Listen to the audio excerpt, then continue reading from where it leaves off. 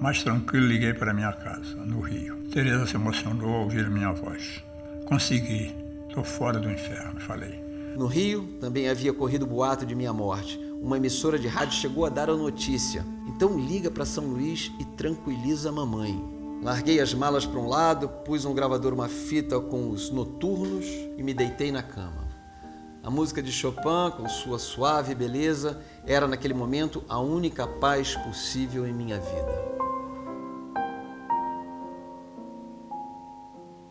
O telefonema tinha sido rápido, que meu dinheiro era curto. Teresa viria ao meu encontro o mais depressa possível, para decidirmos o que fazer de nossas vidas. Eu lhe levei a notícia dos filhos e dos amigos. No Brasil, após tantos anos de autoritarismo e repressão, as pessoas entravam em desespero. Muitas delas entregando-se à bebida, às drogas ou ao misticismo. Era verdade também que a ditadura se desgastara muito, que o milagre econômico começara a fazer água e que as forças contrárias ao regime pareciam se ampliar. Essa era a visão do partido, disse eu, pouco confiante.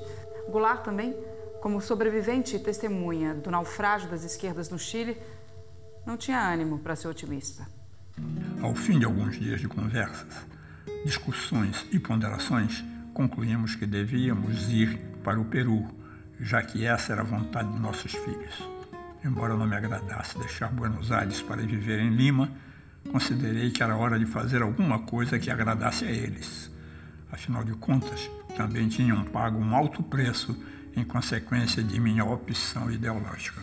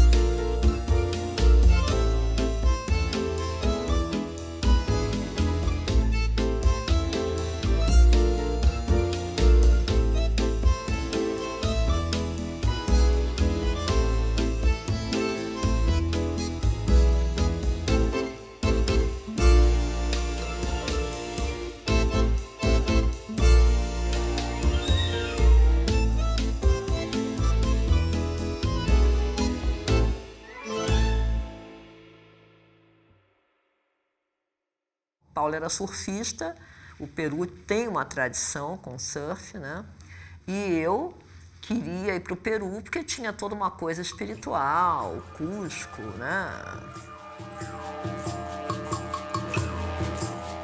Em meados de dezembro, minha família chegou a Lima. Nosso dinheiro era curto. Hospedamos-nos todos num hotel e, sem muita dificuldade, alugamos um apartamento espaçoso. Eu havia vendido quase todos os objetos de arte que possuíamos. Quadros, desenhos, gravuras, esculturas, para comprar as passagens e trazer alguma grana com que enfrentamos as despesas iniciais.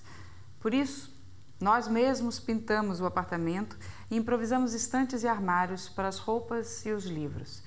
Mesa de jantar, cadeiras, poltronas, compramos de segunda mão. A televisão também, que, para azar nosso, depois de um mês, começou a inclinar as imagens até virá-las de cabeça para baixo. Diante disso, sugeri que nos acomodássemos nas poltronas com a cabeça no assento e os pés para o alto. Voltei ao sujeito que me vendeu o aparelho e concedi dele uma outra televisão que, sem demora, passou a apresentar estranhas peculiaridades, como, por exemplo, mudar o preto em branco e vice-versa. Assim, a transmissão dos Jogos da Copa de 74 foi para nós uma experiência especial. Era como se assistíssemos em negativo. Quando eu fui para o Peru, eu já estava muito diferente de quando eu me despedi do meu pai, que até ele ficou muito chocado, falou, nossa, Luciana é outra pessoa. Mas essa outra pessoa ainda não andava com a Bíblia, mas já andava com manual de astrologia, eu fazia mapa astral, inclusive fiz o mapa astral do Darcy Ribeiro, lá em Lima, ele me pagou, tadinho, e eu nunca interpretei. Todos haviam mudado muito, inclusive Teresa, que no desamparo em que ficara, buscava nas escolas de samba e no carnaval a alegria capaz de compensar o sofrimento e as decepções. Já chegou em Lima com uma passagem de volta para dali a um mês e pouco retornar ao Rio a fim de desfilar no Salgueiro.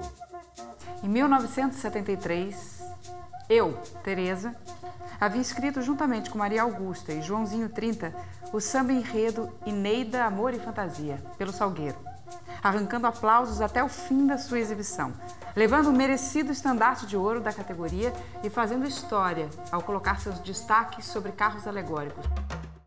Eu não poderia ter escolhido uma cidade pior do que Lima para viver. Nada nela ajudava. Uma umidade permanente de quase 100% me dava a sensação desagradável de estar sempre encharcado. A disparidade de renda e a pobreza do país dividiram a sociedade em duas faixas apenas, a dos muito ricos e a dos muito pobres. Desse modo, fui automaticamente inserido na segunda categoria. O Peru, apesar de ter sido esse oásis de tranquilidade política, não havia perseguição, foi o lugar da infelicidade, da incompreensão para o Ferreira. Por essa época, duas cartas vieram aumentar meu desânimo. A primeira foi de Vianinha, dirigida a Teresa e a mim, despedindo-se de nós e da vida. A outra, de Léo Vitor, contendo uma autocrítica impiedosa, que era, na verdade, um pedido de socorro. Entendi isso e imediatamente escrevi-lhe uma resposta, afirmando que ele estava equivocado, pois era uma das melhores pessoas que conhecia e o amigo mais leal, mais generoso e mais solidário. Tinha pressa de que essa carta chegasse às suas mãos e a enviei para o endereço escrito no verso do envelope que me mandara. Semanas depois, recebo a notícia arrasadora. Léo se suicidara com um tiro no ouvido. Logo em seguida, a carta que ele mandara me chega de volta devolvida. Ele não a havia recebido. Morrera talvez pensando que eu não tinha dado importância ao seu apelo. Tratei de apurar o que ocorrera. O endereço que puseram no verso do envelope era um despiste para enganar a repressão, já que Léo continuava morando no mesmo apartamento onde me dera acolhida.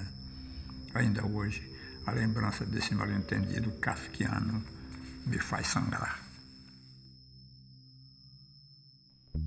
Seu filho, Marquinhos, envolveu-se com um grupo de drogados e sumiu por vários dias, deixando Goulart desnorteado. Paulo, seu outro filho, convivendo com surfistas, não poderia escapar ao uso do LSD e da coca.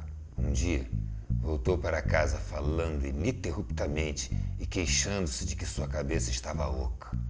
Houve uma crise familiar simultânea, né? Ou seja, eu parei inclusive de usar, né, queimar fumo e tal, e fiquei só, né, no espiritual. Mas, enquanto isso, o meu irmão Marcos ficou cada vez mais na droga, né? Peru, cocaína, pá. Paulo também. E Paulo teve uma viagem LSD da qual ele diz não ter voltado, que ele caiu no buraco escuro e tal. Então, era uma situação familiar terrível, porque o Marcos totalmente envolvido com droga, mas ainda segurando uma onda e tal. Ele era meio heavy metal, um cara mais casca grossa nessa época. O Paulo em crise total, pirando, né, surtando mesmo, e eu recorrendo ao espiritual. Então, era uma família barra pesadíssima. E meu pai muito solitário, né? Porque através desses 3 quadros, ninguém tinha um diálogo verdadeiro com ele, né? Ninguém estava com lucidez para isso. Ele sempre resgata a alegria, sempre resgata a esperança dos assuntos, da matéria mais desesperançada, da tristeza. Debaixo desta árvore, sinto no rosto o calor de suas flores vermelhas, como se dentro de um relâmpago. Podiam ser de trapo essas flores, podia ser de pano esse clarão vegetal, que é a mesma a matéria da flor, da palavra e da alegria, no coração do homem.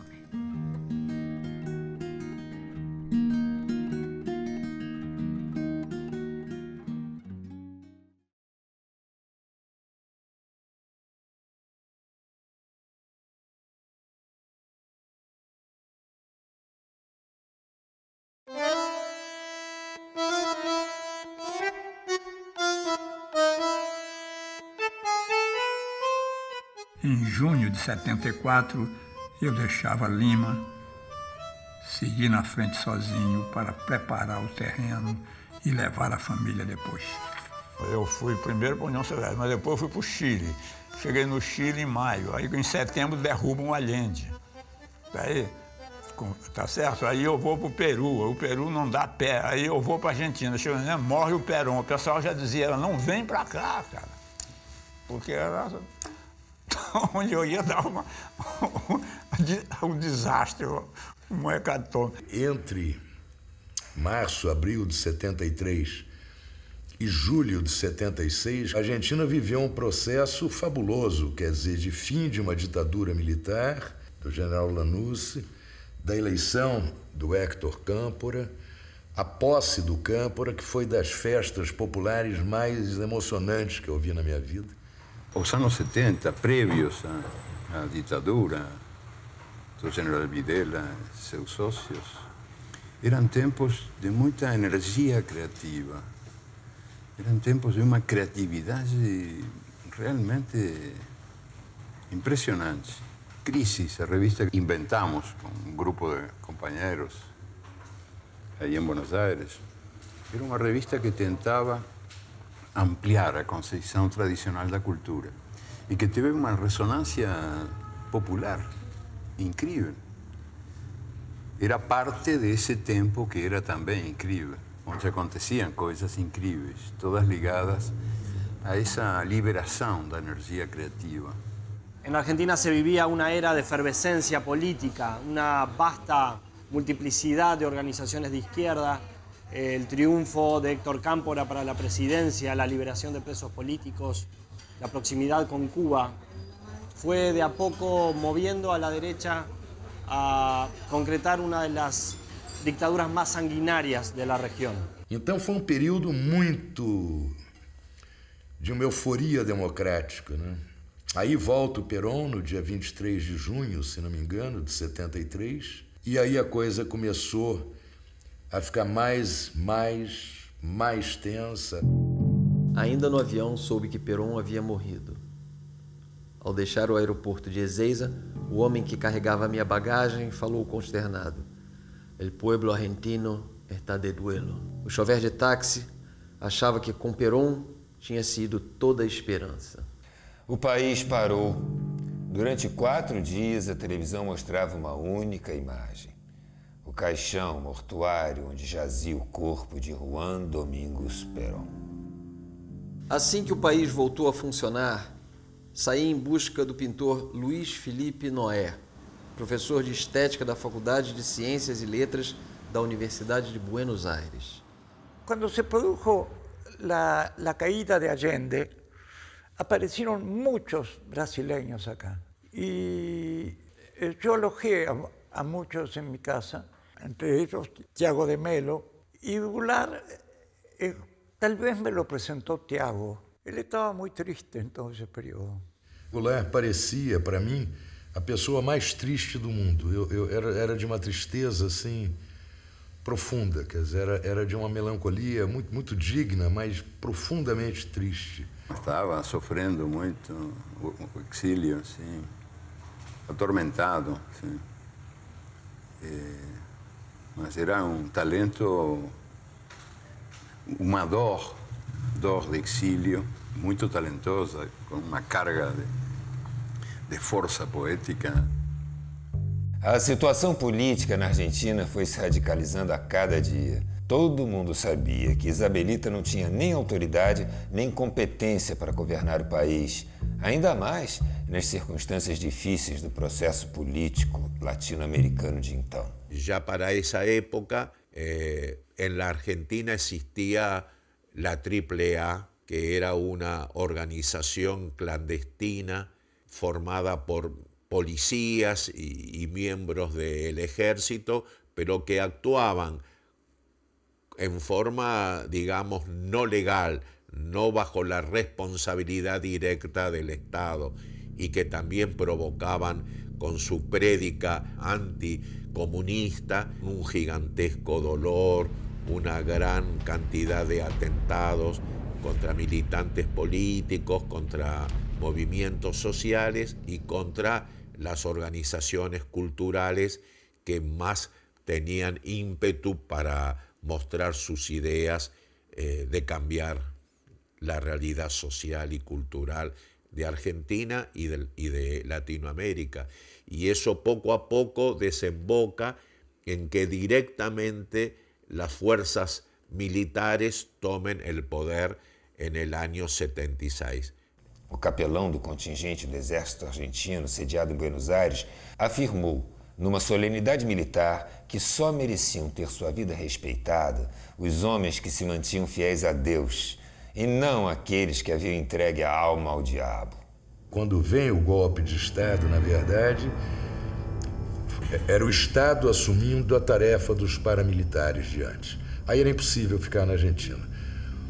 A 3 quarteirões da minha casa, eu lembro que um dia, às 3 horas da manhã, menos, 1 hora, 1 e pouco da manhã, houve uma explosão de uma brutalidade de sacudir janela lá do nosso apartamento. Aí no dia seguinte, logo cedo, a gente ficou sabendo. O general chileno Prats, que foi ministro do presidente Allende, tinha sido explodido com a mulher com uma violência tão grande que o capô do carro dele foi parar incrustado dentro da sala do 4º andar do edifício em frente. Hay muchas películas en la película. El drama de Goulart no es solamente político, sino también personal. Dos momentos mais dolorosos que eu vivi foi quando meu filho desapareceu, porque, veja bem,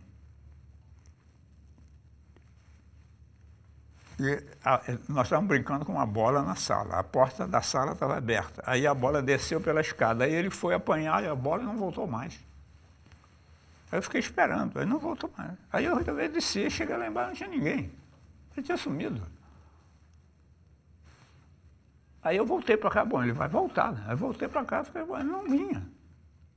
Aí anoiteceu, ele não vinha. Aí eu saí atrás, mas eu vou para onde? Em que direção eu vou andar? Eu não sei. Então eu saí andando louco, sem rumo. Aí de repente eu vi, o que está acontecendo? O que eu estou fazendo aqui? Eu comecei a chorar. A soluçar, um dos momentos mais terríveis que eu vivi foi isso.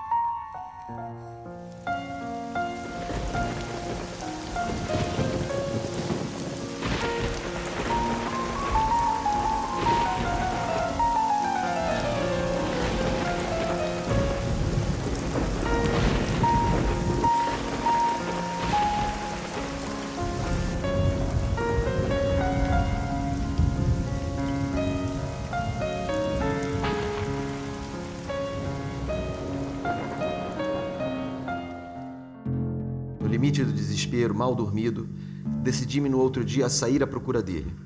Devia estar vagando pelas ruas, dormindo debaixo de alguma marquise. Tomei uma direção qualquer e caminhei, por quadras e quadras, espiando cada canto de porta, cada praça, cada esquina.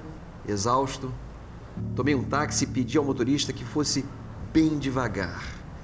A certa altura, assaltou-me uma dúvida terrível. E se caminho na direção oposta ao lugar onde ele está? Essa reflexão me atingiu como um soco. Em qualquer direção que eu vá, posso estar me afastando dele. A cidade do Buenos Aires era agora um vasto labirinto kafkiano. Uma sensação de impotência me fez voltar para casa arrasado, vencido.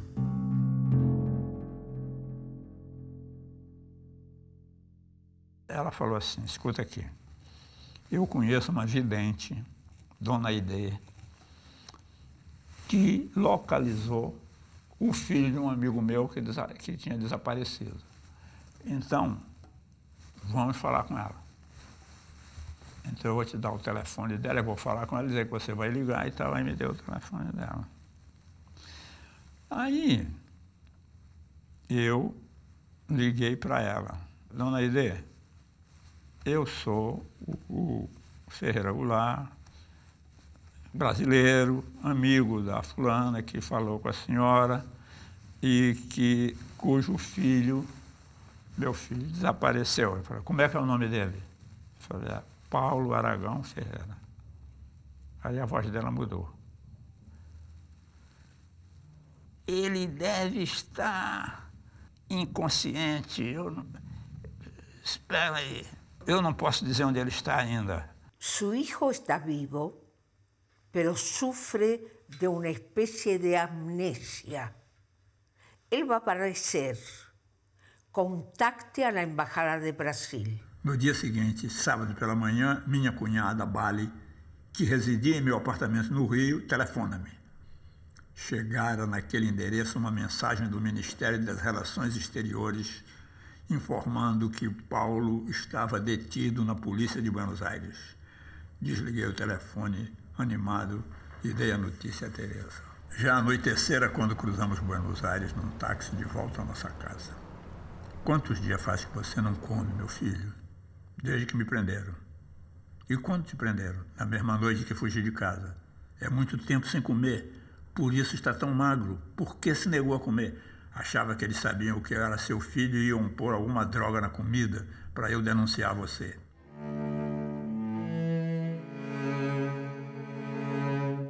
Acordei com alguém me sacudindo. Paulo quer fugir de novo. Onde está ele? Na sala. Paulo, agitado, tentava abrir a porta do apartamento enquanto Luciana o invectivava com palavras bíblicas no propósito de dissuadi-lo. Eu havia trancado a chave às duas portas de saída do apartamento, a social e a de serviço. Abre a porta, pai. Nada disso. Não vou deixar você voltar para a rua nesse estado. Me dá a chave. Não dou. Se voltar para a rua, vai terminar morrendo.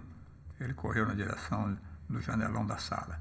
O apartamento era no 5º andar. Morreria se despencasse da sacada. Joguei-me sobre ele. As outras pessoas acompanhavam tudo aquilo assustadas. Acho que ele vai tentar descer pela janela do quarto, disse eu alarmado, pouco depois de ouvir o barulho de vidro se quebrando. Enquanto isso, Marquinhos, com um grampo, abriu a porta do quarto e eu pude entrar.